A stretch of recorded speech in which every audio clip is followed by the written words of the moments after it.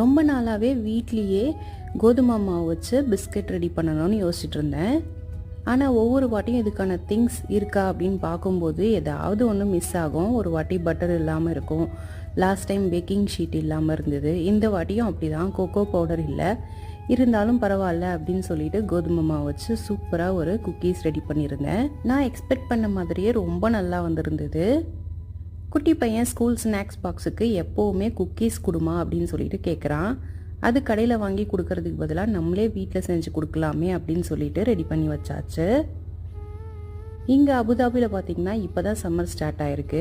ஆனால் இப்போவே வெயில் ரொம்ப அதிகமாக இருக்குது, வெளியில் போகவே முடியல. நைட்டு டின்னருக்கு கருப்பு கவுனி தோசையும் அது கூடவே ஒரு சூப்பர் காம்போ அப்படின்னா நம்மளோட ஸ்பெஷல் தேங்காய் சட்னி தான். தேங்காய் சட்னியே பிடிக்காதுன்னு சொல்கிறவங்க கூட இந்த மாதிரி சட்னி செஞ்சு கொடுத்தா சூப்பராக சாப்பிடுவாங்க. அந்தளவுக்கு இது ரொம்ப நல்லாயிருக்கும். இதோட லிங்க் நான் கீழே டிஸ்கிரிப்ஷனில் கொடுக்குறேன்.